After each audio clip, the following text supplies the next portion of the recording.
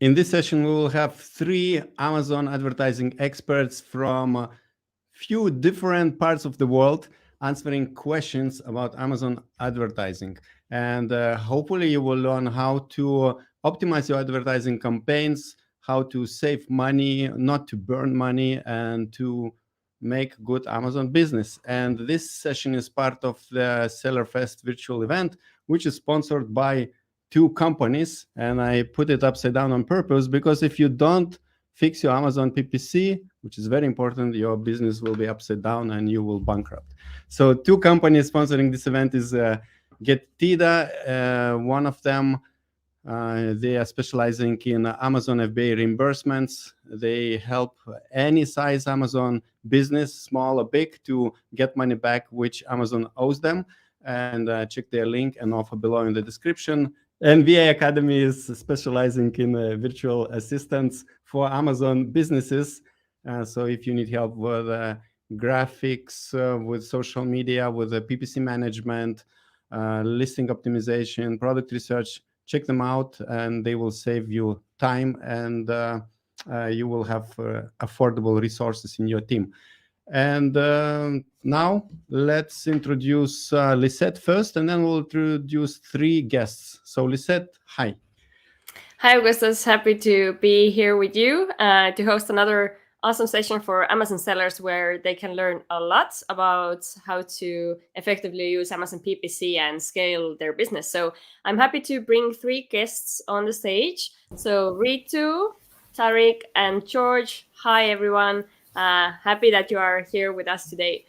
So first thing, we would love to hear a short introduction about each of you. So maybe Ritu, you can be the first one who can give us a brief overview of what you do in Amazon space. Sure. Yeah. Hi, everybody. So I'm Ritu Java. I'm the CEO of PPC Ninja. We are a software and services provider, and we help 6, 7, and 8-figure Amazon sellers win in their business.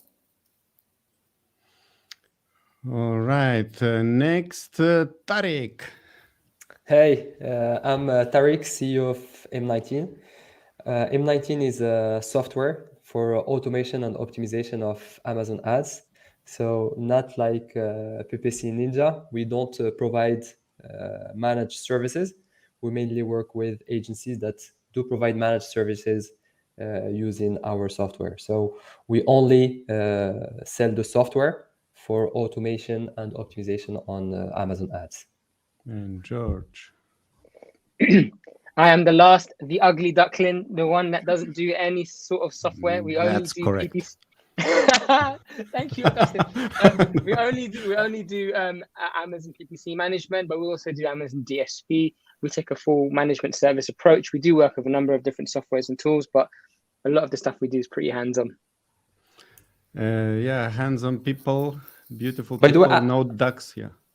I don't know if you did it on purpose, but we have a great panel, like one software, one agency, one software and agency. So it's perfect. Yeah. So. Ritu is like the best of both worlds. She's like, it's a combination of the two. Yes. Well, put her in the middle. All right. Thank you so much. The links to all the links to all the parts of the sandwich you will find below in the description. And Lisette, let's start with the first question, right? Yeah, the first question is kind of introductory question. We know that Amazon has been developing the platform a lot in the recent year. So would like to hear from you, what have been some of the most interesting updates or new feature Amazon has launched this year for Amazon sellers in terms of advertising? So Ritu, maybe you can go first. Yeah. Sure, absolutely. So I think because we just attended Amazon Unboxed just 2 weeks ago, I think a lot of things are fresh in my mind. So I'm going to just pick 1 or 2 of my favorite new rollouts from Amazon. And one of the ones that I'm really excited about is the ability to do creative testing, A/B testing with sponsored brand ads. This is coming up pretty soon, I think. It's going to be rolled out to more people. Right now, they're in closed beta. So this basically allows you to test your creative without actually having to spin up 2 different ads, right? So with sponsored brands, as you guys know, it's a pretty, elaborate process of setting up the ad with the creative, the headline, choice of 3 SKUs, landing page. So there's a bunch of different choices you have there. And then when you have to replicate that and create another, set, there's a lot of work that you need to do to kind of compare those two. But with this new rollout, Amazon will be able to help with A/B testing. And so that's, I think, one of my, I'm really looking forward to that being rolled out to more ads and more clients. And the second one that I really liked was the ability to send video traffic directly to the storefront, which already has been rolled out to a lot of people. So basically your video ad initially, when they rolled it out, it was just sending traffic to a product detail page, but now you will be able to send it to a storefront. And one of the fun things you can do with that is, and we're just testing this out, is that let's say you're solving a how-to problem, for example, how to do whatever, how to fix something at home, or your, let's say, your faucet or whatever. And let's say you're selling one of the products that helps to, solve that problem. You could have like a how-to video, and because it's going to have subtitles and so on, people will look at the how-to and click on it, and then you can be directed to a store page, and you can customize that store page to basically answer that question. Instead of promoting your products up front, you can actually answer that question with the video, with some text, and then put your products below that. So that is kind of a nice way of getting people in the door, get them familiar with your brand, and also see you as a leader in being able to solve some problems. So I think those were my top 2, but there's so many more. I'm not going to take any more time and hand it back to you, Lisette. So, George, do you want to add something from your perspective? Yeah, sure. I'll stick with the 2. 2 seems like a good number. So number 1 is the brand metric that's now available through Amazon PPC. That's a fantastic tool to allow you to see what conversion rates your products are getting compared to the category average. This is really important, because if your conversion rate is below the average, then what's the point spending more money on Amazon? There's something clearly wrong. You need to really revisit the page, understand why does your product not sell as much, because if you push PPC behind it, you're not going to get a good return. So I think that's one incredibly powerful reporting feature that we have. And then the other one is, it came out a little while ago, this year still, but it's probably still a big game changer, which is the search query performance report. And that, again, it allows you to see how many sales and add to carts your brand gets compared to everything else for every keyword. You can now get this information on the ASIN level. I know the software providers are keen to get their access to API on that, so then they can provide some more data to people like me, the smucks. So once they do that, that'll be great. But again, it's a really powerful tool to really understand from Amazon, not a third-party provider, from Amazon, how many sales are you getting for a particular keyword, and how does that compare to the rest of the industry? What share do you have in that space? And then you can work smart to figure out, okay, where do you need to put your money when you're doing exact match campaigns to really drive traffic for ranking. Okay, and I think TARIK already liked one of your points a lot. I saw you were nodding a lot, so yeah, completely agree. For me, the best thing that Amazon has released this year is the search query performance, for the main reason that George already mentioned, is being able to measure precisely your market share at keyword level. This is the first time that Amazon is giving global sales data, like not only sponsored, but sponsored and organic sales at keyword level, which means that if you have a specific strategy, you are pushing a keyword, you are trying to rank, you can know exactly if it's moving the needle on the organic side as well at keyword level. So this is really, really fantastic information. Second for me is Amazon Marketing Stream, to be able to have hourly data for ads data. Why for me it was a big thing, and the good thing is mainly because now we are able to measure and see if day parting will be beneficial for us or not. So if we want to depart, now we have the data to see if it's worth it or not. And in most of the cases I saw, and there are more than 3,000 accounts connected to M19, most of the cases, day paring can be dangerous. Now that we have the data and we can measure what's the missed opportunities that we can get from it. And most of the cases, there is not enough data at product level to optimize hourly advertising. So here, I won't be promoting saying marketing stream is awesome because we will be able to optimize. I'm saying the opposite. Marketing stream is awesome because we can see in reality if it's worth it or not to optimize hourly at product level. And in most of cases, we don't have enough data to do it. So be really, really cautious if you have access to this data and you want to do something with it, or someone wants to sell you something with it, because most of the cases, either it's not worth it or there is no significance from data we can get from it. Great, thank you.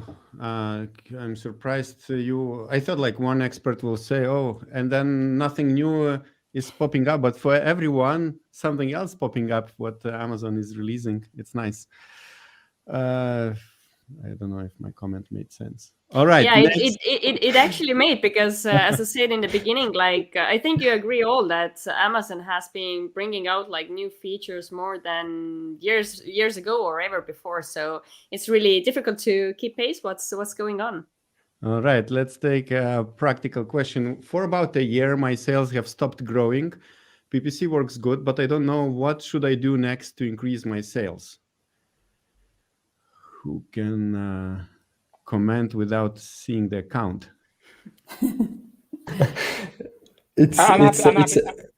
Go ahead. No, please.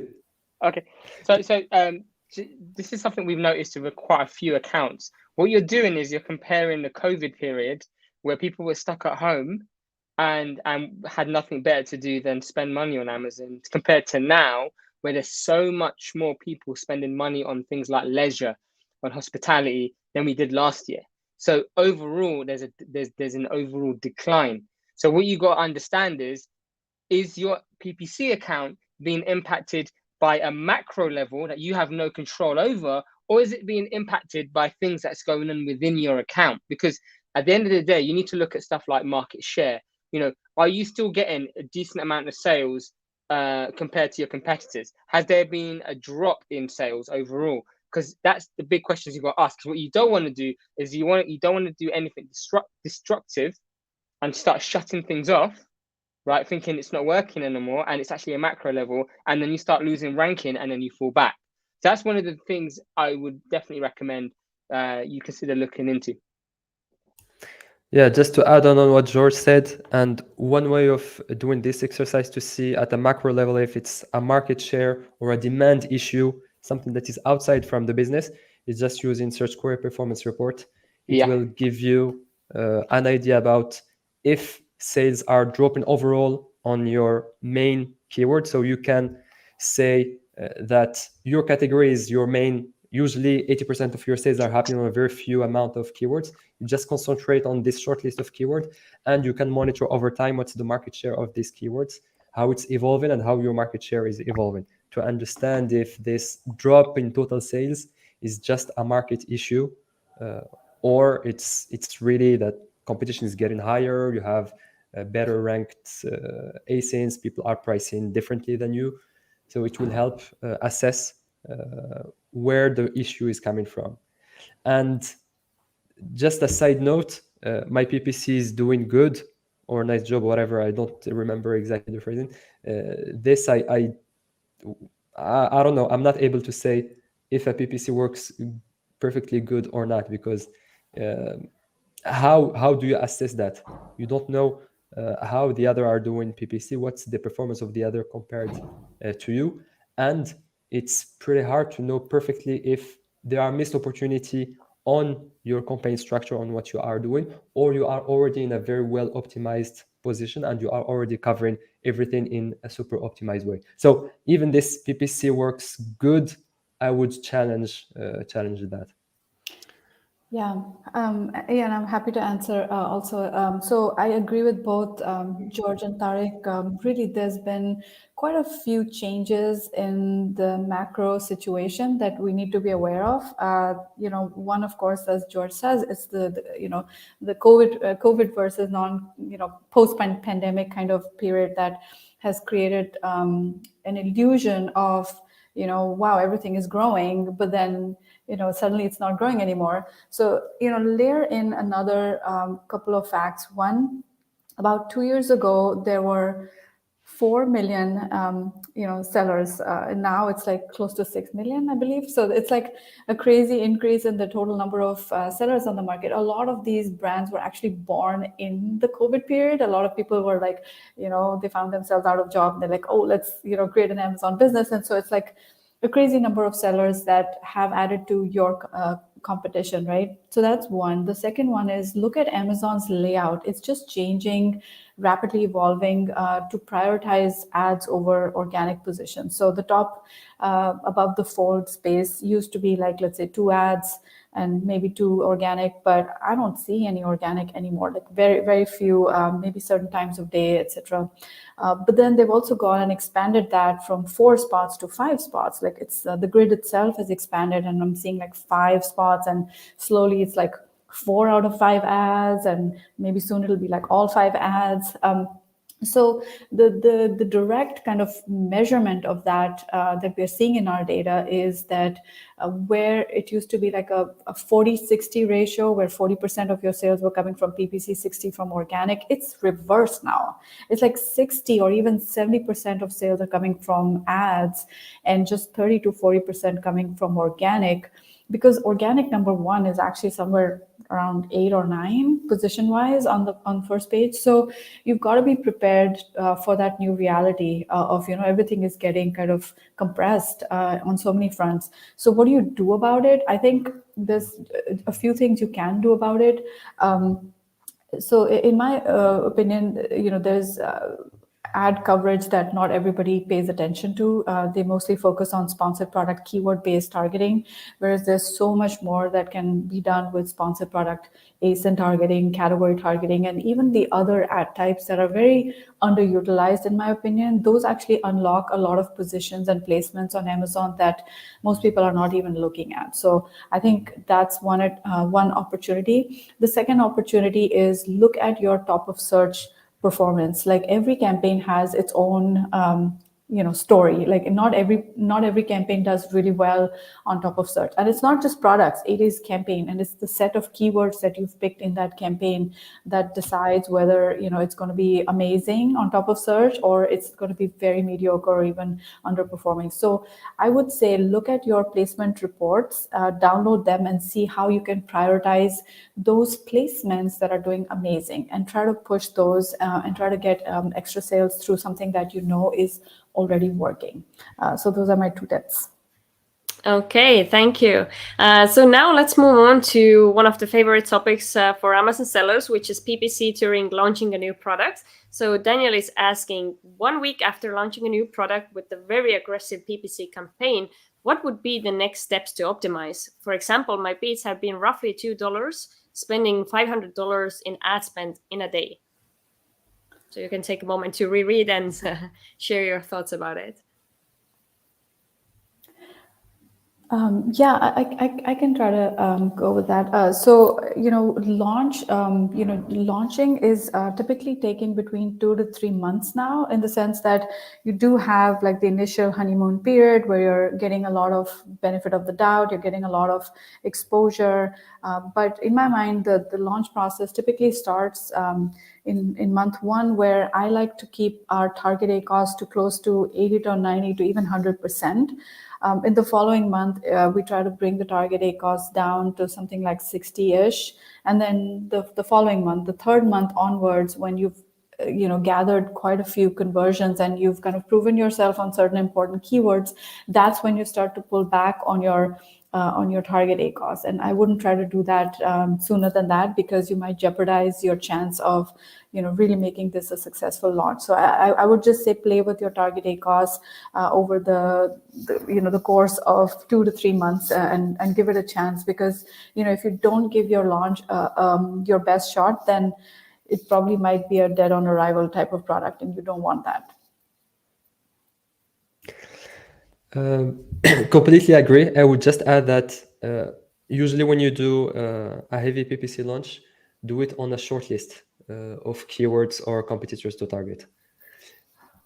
Don't go with a broad or phrase or like wide matching types. Go with something specific that you control, because you want to put high bids with high budgets there. The time that needs to be waited for starting decreasing will depend enormously from one product to another, one category to another. For me, the key thing to be very close to is rankings. So if you are already pushing hard at $2 and you are not in page 1, so it just means that you need to increase to be there. So it's not a matter of what is the bid that you are bidding, but it's more, are these bids enough to give you exposure? So when you get this exposure, the next step is you will be generating sales, I hope, unless there is an issue and the product page needs to be revisited, or the product itself. Then when you have sales coming, again, it will depend. Either the first reviews that are coming are good or not. So if the first reviews that are coming are bad, so just stop your PPC, go fix your product. Otherwise, you will be just burning money, and you won't be able to go from what RITU was saying. The goal is to go from 100% ACoS target or 90 to 60, 40, and make it progressively down based on how fast your sales happened and how well your reviews happened. So if the conversion is not good or reviews are small, there are no chances that you will make it work, and you will be able to continue generate sales with a reasonable ACoS target in the future. So there, PPC needs to be stopped and something needs to be changed. If everything goes well, which means that sales are happening, you are getting good reviews, you will see that the CPC itself will be dropping, because to win an impression, to have your ads shown, you have the bids and you have your relevancy, the conversion rate that is estimated by Amazon. The more you convert, the more this second piece that Amazon is using to show your product will be stronger. So with a lower bid, you will be able to get the same impression. This is why after 1 month, you will be able to reduce your ACoS target, which means that you will be able to reduce your bids and hopefully maintain the same positions with a lower bid. So the answer to what to do next, it depends on the speed of getting sales and reviews. And based on that, you will start seeing your CPC, the cost per click that you end up paying, dropping. When it starts dropping, it means that you are getting traction. And then, as RITU said, you can start either reducing bids, or if you are using a tool, reducing the ACoS target that you are going for. But definitely at the beginning, unfortunately, to play the game, you need to go for aggressive 80, 90, or 100% ACoS targets. Amazing, very insightful. And let's take another question for George. What PPC strategy is the most beneficial in gaining sales, sponsored brands, product display ads, or sponsored product? We don't hear you. Do you see what Augustus does to me? He makes me miss all the good questions and he just throws a new question at me. No time to think about it. It's okay, Augustus. I know how it is. No, joking. So in terms of this question here, really good question. Sponsored products across all accounts that we manage, 70 to 80% of sales come through sponsored products. Then it's followed by sponsored brands. So you see around 10 to 15% on sponsored brands. Then sponsored display make up the rest. So that's the kind of distribution you should be seeing. If it looks like you're getting way more on sponsored brands, there's probably a little bit more you could do with sponsored products. If you've seen a considerable amount on sponsored display, that's a very unique position that you're in, and there's definitely stuff you could do with sponsored products. So in terms of kind of a PPC strategy when it comes to ranking, when it comes to pushing products to sell more, it's going to be sponsored product ads. When it comes to branding and it comes to awareness, display ads are going to, sponsored brand ads are going to be great because you're going to appear at the top of the page. So that's going to give you incredible exposure if you can get up there, because there's only 1 or 2 slots up there. There's only 1 slot, sorry, and there's a few just below. And, there's going to be a lot of people fighting for those positions. And then you have sponsored display. Sponsored display is brilliant at re-engaging people who've already engaged with your brand. So it's a great way to kind of re-engage with people who haven't purchased yet. So that's a really good way to increase the bottom line. So that's the strategy we would use. Always focus on sponsored products. There's some companies we focus on because they're so profit focused, they don't even touch sponsored brands and display ads. They just focus on sponsored product ads. There's so much within it that you can do, and they constantly keep bringing out new products. So there's a lot of things for us to do. So that's kind of my answer. Perfect. Yeah, great. I don't see any other mouse moving. Let's take. By the way, I wanted to ask everyone watching this video, if you enjoy what you hear from our experts, from myself, from LISETT, hit like below and subscribe. And the regular question we ask our experts: did you like this video yourself? Did you click like? Because we need 3+ likes. Thank you very much, Ritu, Tarik, and George, for your likes. And the next question is by Phil. Edit listing title to capture more search terms. Is it okay to put root keyword more than once in the title to get the exact search keyword phrase? For example, XXX gown, XXX robe, or is it that bad for the listing? It's maybe more listing optimization question, but yeah, I can take that. So yeah, we do work with brands who want to, stuff as many important keywords in the title. So I guess when you create a title, you're basically trying to satisfy 2 audiences. One is the buyer. It has to be readable and it has to be understandable to them. But then it also has to satisfy the algorithm. The SEO depends on that, right? So I think it is kind of tricky if your listing starts to read like it's a keyword soup and you've stuffed a lot of keywords, then it might, put some buyers off. But I guess, to a certain degree, it's okay. Like there's no hard and fast rule about it. Like it's not like a no if you repeat that main word, especially if you can get 1 or 2 like important keywords that brand analytics has told you that these are, the highest search volume or lowest search frequency rank, or if another tool tells you that this has a lot of search volume. It's not a problem, but I guess you want to just make the listing as readable as possible, because people do pay attention to these things. And if they see that it's very stuffed, they might walk away with an impression of the listing that may not be ideal. So. Okay. Yeah, Tarik, go ahead. Yeah. Just wanted to add something. So I used to work on the other side in my past job. I used to work on a company where we used to develop machine learning algorithms similar to Amazon ranking algorithms that are basically just conversion rate estimate. And the question is, how can we influence that by changing the title? From what I've seen already and what are the market practices, usually what you put in the title compared to the keyword that you want to match is just an indexation topic, mainly an indexation topic, which means that if your listing is already indexed on a keyword, on a keyword and exact, adding it in different flavors or different times won't impact your rankings or the estimate from Amazon that is given to the link between the product, like your title, the product, and this keyword you are trying to rank on.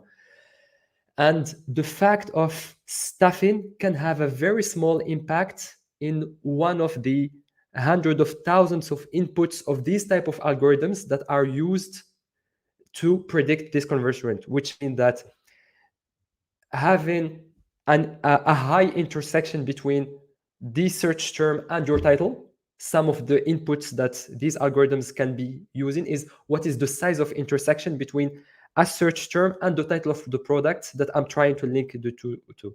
So this is one information out of hundreds of thousands of information that these algorithms are using. So if you are trying to trick through title stuffing, you might influence 1 out of 1,000, if not of millions of inputs. So it won't move the needle in terms of ranking.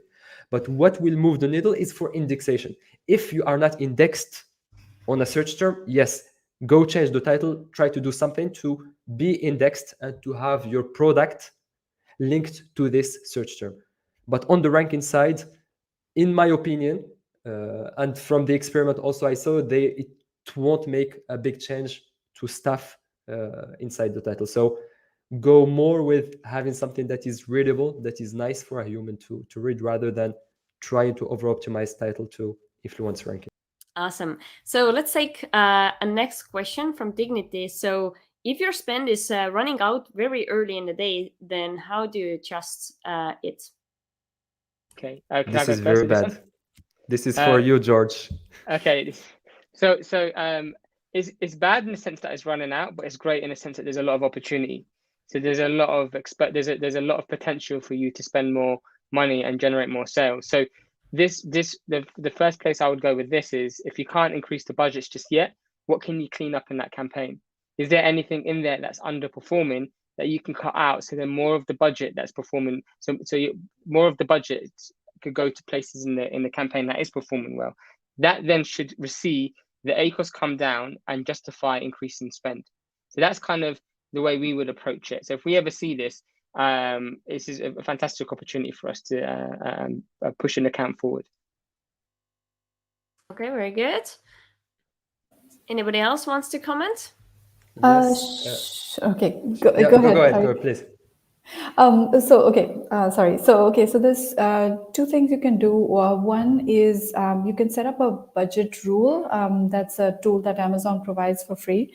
And basically what you do is you go into a campaign and set a rule that is performance based and say, if my ACoS hits less than 10% or any number that makes sense to you, then increase my budget by X%. It could be 50%, 100%, whatever. So with that, basically, you won't run into that problem that much. If your performance is good, you can just let Amazon increase your bids. The only caveat there is that you need to make sure that you name your campaign correctly. After that, you just want to add budget rule or something like that in your campaign name, because there's no way to filter on that. There might be some campaigns with the budget rule and some without. You won't be able to identify them. So just name them correctly. So that's one way you can handle running out of budget. The second one is you can actually go to your budgets tab, which is actually sitting on the console, and set some filters there. Generally the filters that I set are, number one, average time out of budget, and I make that 100%, right? So if the average time is, basically if you're running out of budget more than 1%, then you don't want to do that, and you set that as a filter and find all the campaigns that were out of budget.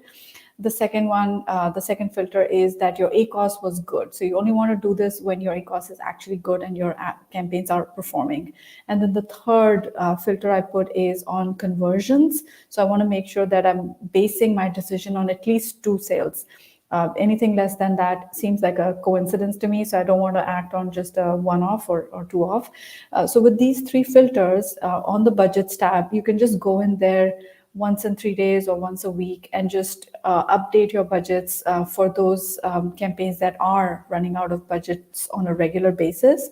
And that way you can prevent this sort of thing from happening. Now, if your campaigns are running out of budget because the ACoS is terrible, then you obviously want to manage this scenario through bids, and you want to manage your bids and don't worry about the budget. Actually, you can cap your budget and fix the bids before you get your budgets back up again.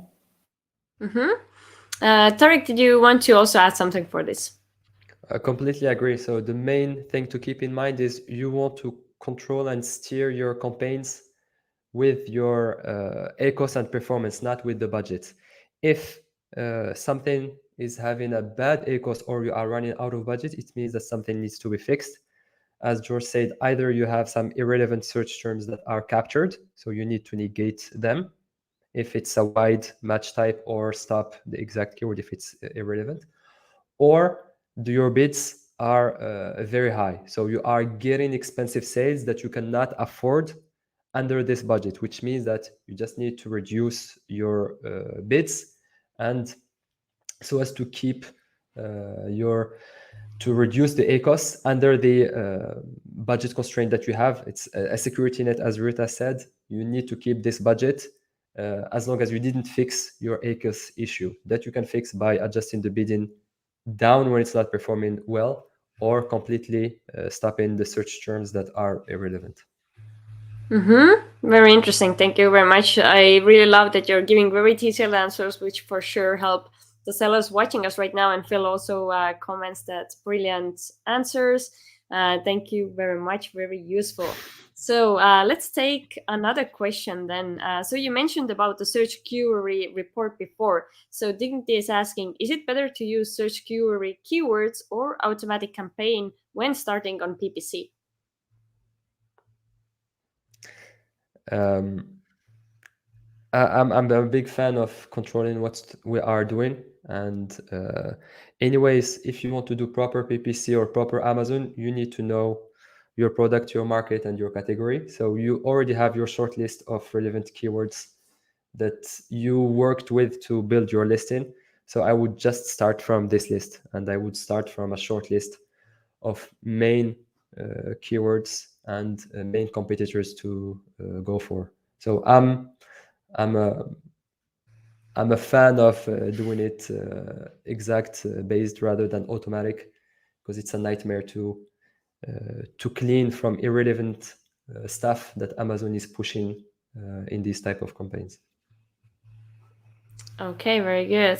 So another question then for experts. So Jeff is asking, how do experts use the targeting tab in the ad console? So Ritu or George, do you want to answer that? Yeah, sure. I personally don't use the targeting tab because in our software, we do have a similar option, but it's coming through the target API, right? So through the API, I kind of know what you're talking about. So with the targeting tab, you can actually look at which targets are performing the best. So you get performance information for each target that is either converting or not. And then you can take a decision on whether you want to, bid those up or down. And so I think it's a nice pivot on the target, and it's just very similar to when you do that for keywords. And so you want to treat it the same way, the same kind of approach, whether a target is performing good or not, whether you can harvest new targets or not, similar to the search term report harvesting,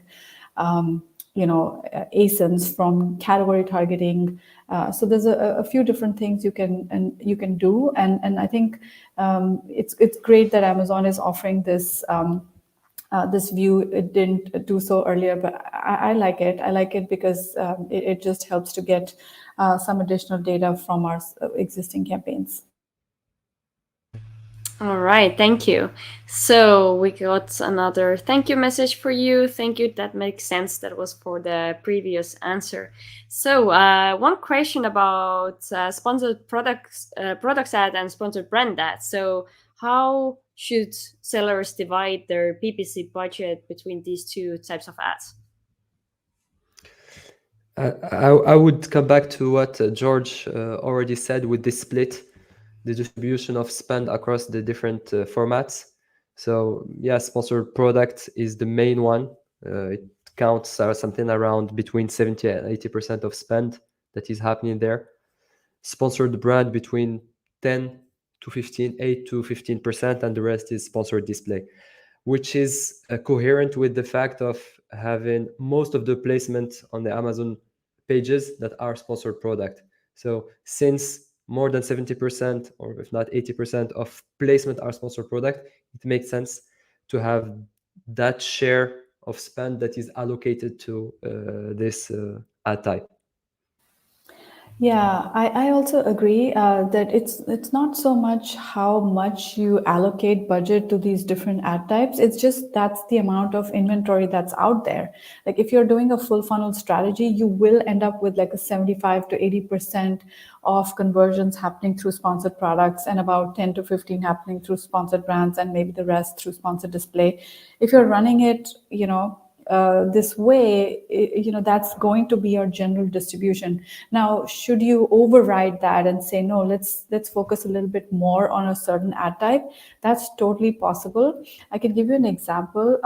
For some brands, sponsored video does amazing. Like just the fact that they have a very catchy video that can, bring a lot of conversions might be one reason to say, okay, let me put more money into my video ads. And the way you can do that is by setting a different target ACoS for your video ads. So for example, if you're willing to spend, let's say, invest, let's say 15% ACoS target on your sponsored product ads, you might say, okay, a video is actually worth more to me. Why? Because it takes up 4 spots on the search results page. So its value for me is like I'm knocking out 3 competitors, right? So that's how much space I'm getting, how much real estate I'm getting on the search results page.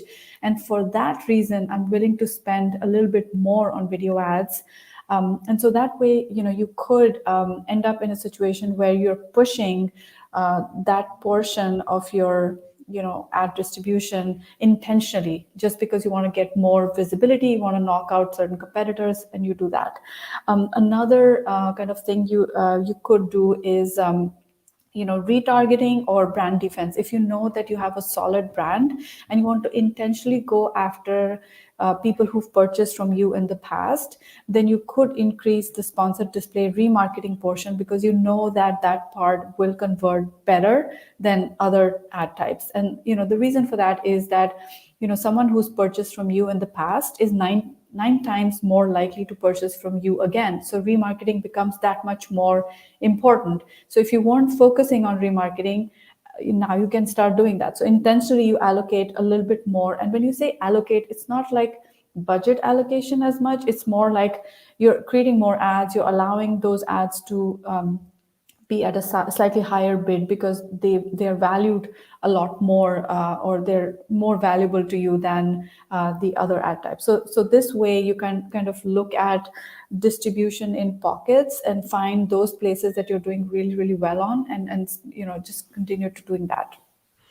All right, thank you so much. So I wanted to remind all of the people and Amazon sellers watching us live, if you really learn from the answers these awesome experts are giving to you, then definitely like this video to show your support so we can bring more videos like this to our channel. And important thing that this session is part of SellerFest virtual event, where we have almost 30 experts joining us, and 20 of them we asked to provide additional videos. We packaged all these videos into a VIP package, and these are additional actionable content from people like Stephen Pope, Brian Johnson, Yoni Mazur, and many others. And you will get practical information, for example, how to improve your Amazon product listing by doing some strategies on storefronts to increase the conversion rate, and how to hire virtual assistants in Philippines, actionable information, and so on. So you will find the link below in the description if you want to upgrade to this VP package. And I think we can continue with the last questions, and I think let's bring the speakers back. Yeah. Perfect. Yeah, so let's take another question from Phil. So does Amazon throttle and increase impressions based on the total click-through rate across all PPC campaigns for that product, or is it solely based on each campaign? Who takes first is a winner. Yeah, I can attempt that. So I think that the share of impressions is actually boils down to the keyword more than anything else, more than the product, more than the campaign. It's actually for the combination of keyword and product, there are some keywords that you're more relevant for than others. And I guess it boils down to keywords, just to put it that way. So if you're seeing that you're not getting impressions on certain keywords, it could be because, you know, maybe you're not as relevant for it than someone else, or maybe your bids aren't high enough for that. There's also a third reason, which I've noticed over and over again, is that let's say you create a campaign, and let's say you put 20 keywords in it, right? So, you know, back in the days, we used to put like 999 keywords into an ad group, no longer. So now everybody's learned that smaller the campaign, the better it is. So if you have 20 keywords in a campaign, let's say, you will notice that only a handful of those keywords get impressions in the early days, right? So as you launch your campaign, you'll see a few keywords that get impressions, and within that, a few keywords that will get sales. And so if Amazon notices that momentum, it's going to reward that with even more momentum. I don't know if Tariq has, you know, more to say about the way the algorithm works, because he's worked so much with algorithm and so on. I think that the algorithm favors early data points, and it just keeps building on that. It creates this positive momentum around that. So then what do you do with the remainder of the keywords that did not get any impressions at all? So our strategy at PPC Ninja is actually to move those keywords out when we see that there's nothing happening there for like 2 months, 3 months, nothing is happening. Remove those keywords that are sitting there doing nothing, create new campaigns with them, and give them a new life. I've recently relaunched campaigns this way. And it's amazing how within a week, those keywords that were sitting there with 0 impressions have now got 20,000 impressions in just a week and about 14 sales. So this is just a strategy, a tactic to kind of go around this weird thing that Amazon does with distributing, you know, impressions across all these different keywords. So anyway, I'm going to stop talking here, and I would love to hear what others have to say. So my opinion, please take it with a grain of salt, because I cannot prove it 100%. But in my opinion, Amazon don't have any incentive to throttle impressions, so there's no throttling there. You need to look at it differently. The way Amazon is handling it is pretty basic. So you have a user, you have a search term, so there's an opportunity for Amazon to match different product, either organic or sponsored, to this search term. What they do is they will organize an internal auction to have an internal arbitrage. So you have this user that is looking for this search term. What they do internally is they will fetch all the products that are relevant to this search term.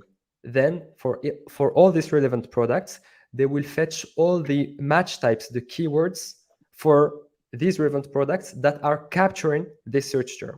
So they have a list of eligible keywords, like match type, target, it can be product targeting or keyword targeting, whatever, a match type, and ASIN. And this list, they have no incentive to throttle it or to reduce it or whatever. So they have this massive list. What they do is they run the algorithm over this all eligible couple of keyword to target and ASIN, and they compute their score that they are using to come up with the rankings.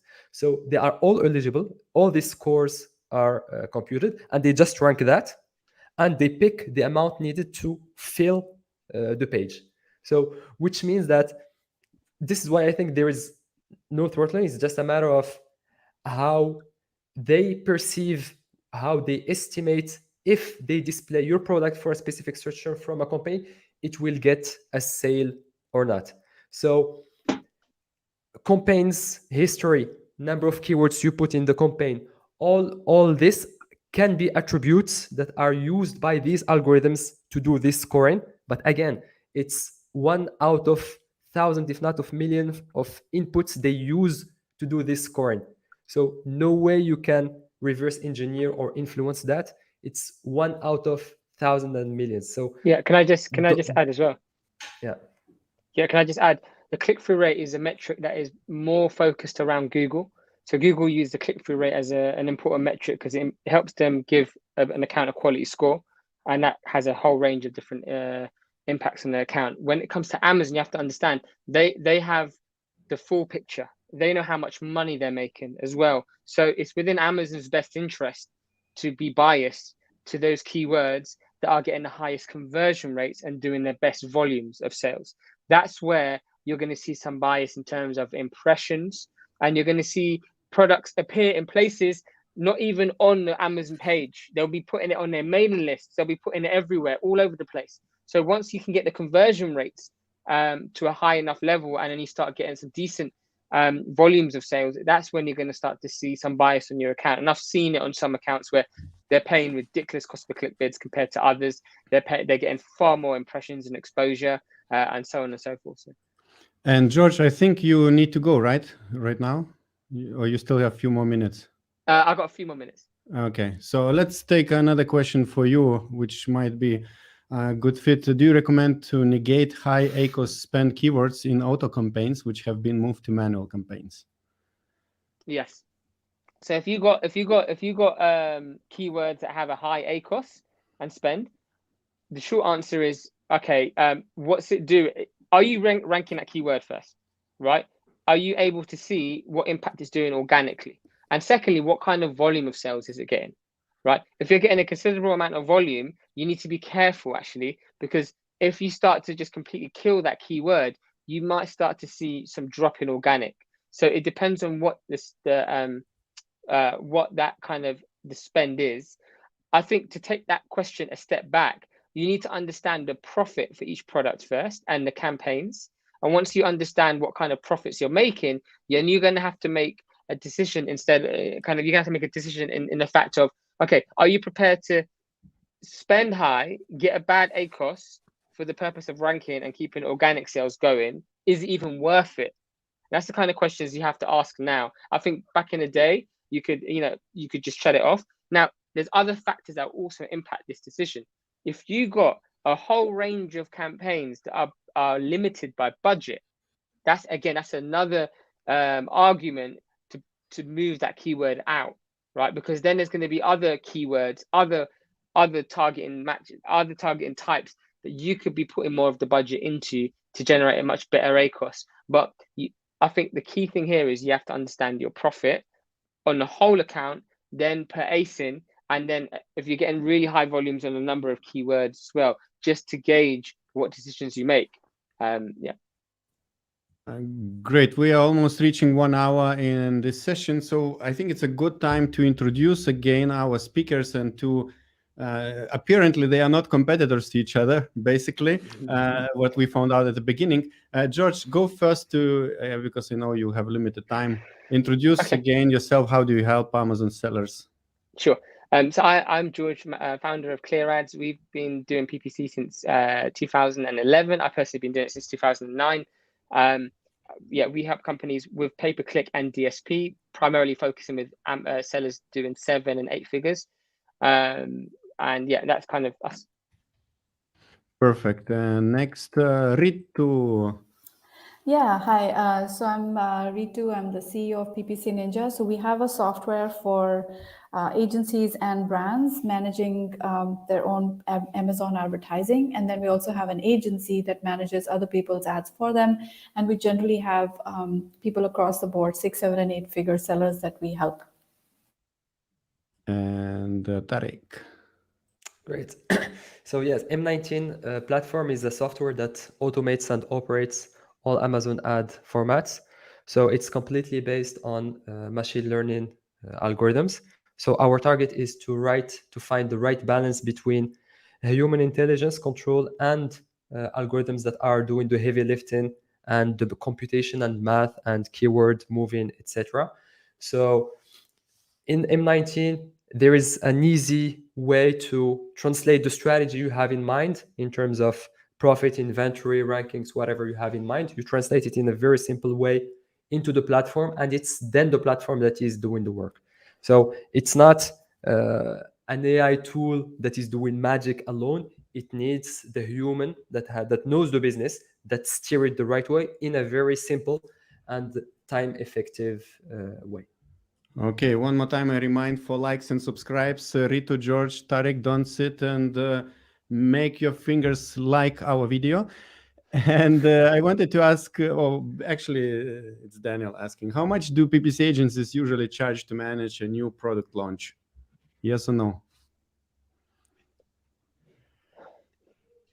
Difficult question, George, right? Yeah, okay. So I'll go for this one. In terms of how much a PPC agency, we don't tend to work with any companies that are just in the process of getting started, because our management fees start at $2,500 a month. If you're just starting off, you're best having that budget put in place yourself, unless you've got some VC money behind you, or you've got you got cash strapped, or you've done this before, or the products that you've purchased the products and it's got some really good reviews, and you launch a new product, so you've got other profits that you can use for this particular product. So that's what I'd recommend. And a lot of agencies, they'll probably charge about the same if they are on kind of the caliber of accounts that we're kind of managing. I would strongly recommend for any new seller who's starting off is look into it yourself. Understand PPC yourself. There's a lot of resources out there to help you learn. I know Helium 10 have a lot of courses. I'm sure there's many others out there. So understand it and get advice, maybe consultancy from an agency. And then once you've got a good grip of the foundations, then I think you're in a stronger position to outsource, because you'll know a little bit more about what the agencies are doing. I don't know. So others might have other comments on this. Yeah, I can share what PPC Ninja does. So we actually start at $1,500 a month for up to 5 ASINs. That's our pricing model. But then as you go beyond that, it's a percentage plus fixed pricing. So yeah, I agree with George. Like if you are a small seller, and I'm not saying that you are, but if you are, then it's probably a good idea to kind of invest in, launching products yourself and trying to see how this thing works before you outsource it to an agency. You will find a lot of like VAs and people reaching out to you on LinkedIn and stuff saying that they can manage your PPC for, I don't know, $500 or whatever. But from what I've heard is that there's so much burnout, like people get burnt by bad agencies taking them down the wrong path just because of like a $500 looks good on paper but ends up messing things up for you. You don't want to do that, right? So you want to make sure that you understand, and then you have a good agency backing you up for the long term, not just like for the interim and so on. Completely agree. If it's always good to start doing it yourself, either manually or using a tool. And if you are starting, you can use, for example, M19 tool. It's free for small launches or for small scopes. We have a freemium model to make any launch or something free. All right, thank you so much. And Daniel also says thank you for your honesty. So last question for today's session. It has been very interesting to be here with you, but just we're running out of time. So Angela wants to know, how do we know what is the rule set to lower and increase speeds based on the target ACoS, especially on manual campaigns? The proper answer is you want to be able to estimate your conversion rate and what is the revenue you might expect from a click on this specific keyword to ASIN. So I'm pretty sure you can find formulas on the web that is translating your ACoS target and the estimated conversion rate to come up with the estimated revenue per click. This is what should be represented with your bid. But to be honest, not to sell my software or any other software, just go for a software that will do this math and computation way better than any human. And you can find some free ones that can do that perfectly. Yeah, I agree. Since we're also a software, I just want to add that yes, every software will use a combination of these things: your revenue per click, your clicks, and your conversion rate, and your target ACoS, and your click-through rate. So those are the 5 that most softwares will take into account. And if you are trying to manage bids yourself, you might make a mistake with look-back windows that are fixed time, and those generally don't capture the full information. So if you use a software like M19 or PPC Ninja, then you will be able to see that 80 to 90% of the heavy lifting is already done for you, and then just a little bit that involves some creative elements you can do on your own. So I would highly recommend using a software as soon as you can afford it, or as soon as it makes sense with the volume of keywords that you're handling. Amazing. Thank you very much, all our guests today. You will find their links below in the description. Don't forget to like and subscribe. And thank you very much, Tarik, George, and Ritu, and Lisette. Thank you so much. Thanks. Bye. Thank you. Bye-bye. Bye. Thank you. Bye-bye. Bye. And now I would like to invite you to watch other video where Brian Johnson and Liran Hirschkorn also answers advertising related questions and gives you even more tips how to be good businessman when you run Amazon business.